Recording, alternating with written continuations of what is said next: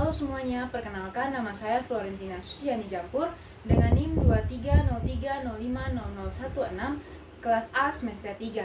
Pada video kali ini saya akan mempresentasikan terkait dengan berita internasional serta komponen-komponen komunikasi internasional yang terkandung dalam berita tersebut. Berita yang saya ambil adalah ledakan pagar massal di Lebanon. Pada 17 September 2024, Lebanon mengalami insiden tragis berupa ledakan pagar massal yang terjadi sekitar pukul 16.45 waktu setempat, di mana ratusan pagar yang digunakan oleh anggota Hizbullah dan warga sipil meledak di berbagai lokasi, termasuk pusat perbelanjaan di Beirut.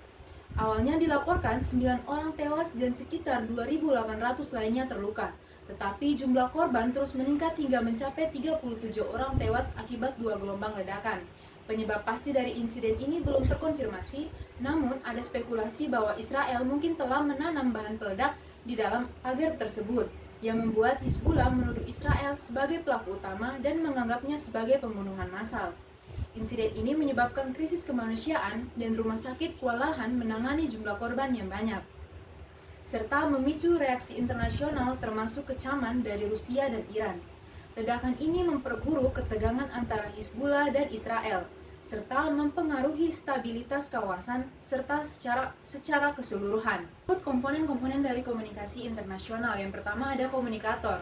Israel berperan sebagai komunikator dalam insiden ini, meskipun tidak ada konfirmasi resmi terdapat dugaan bahwa Israel menahan bahan peledak di dalam pagar yang digunakan oleh anggota Hizbullah. Tindakan ini bisa dilihat sebagai upaya untuk mengirimkan pesan yang kuat kepada Hizbullah dan masyarakat Lebanon, menunjukkan kekuatan dan kemampuan intelijen Israel untuk melakukan serangan yang terencana dengan baik.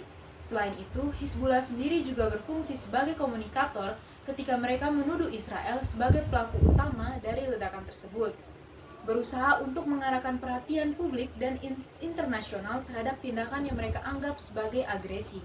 Yang kedua ada komunikan. Komunikan dalam kasus ini mencakup dua kelompok utama. Yang pertama adalah anggota Hizbullah dan yang kedua warga sipil Lebanon.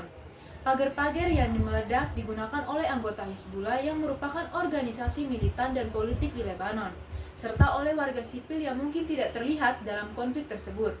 Korban dari ledakan ini mencapai 37 orang tewas dan sekitar 2.800 lainnya terluka, menunjukkan bahwa pesan yang disampaikan melalui serangan ini tidak hanya ditunjukkan kepada anggota Hizbullah, tetapi juga berdampak langsung pada masyarakat sipil. Ini menciptakan situasi di mana banyak orang yang tidak terlibat dalam konflik harus menghadapi konsekuensi dari tindakan militer. Yang ketiga, pesan. Pesan yang disampaikan melalui ledakan pagar ini sangat kompleks. Dari sudut pandang Israel, pesan tersebut mungkin bertujuan untuk menunjukkan bahwa mereka memiliki kemampuan untuk menyerang secara efektif dan menyasar infrastruktur komunikasi yang digunakan oleh musuh mereka. Di sisi lain, Hizbullah menafsirkan ledakan ini sebagai bentuk agresi dan pembunuhan massal yang menunjukkan bahwa mereka berada dalam posisi terancam. Ini menciptakan narasi di mana Hizbullah dapat memobilisasi dukungan publik dan internasional dengan menekankan perlunya melawan agresi Israel.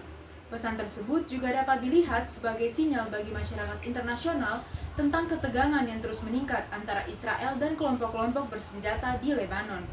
Yang keempat adalah saluran. Saluran komunikasi dalam konteks ini adalah pagar, yang merupakan alat komunikasi yang digunakan oleh anggota Hizbullah untuk berkomunikasi secara rahasia. Penggunaan pagar menunjukkan upaya untuk menghindari deteksi oleh musuh karena sistem komunikasi ini seperti telepon seluler yang lebih mudah dipantau.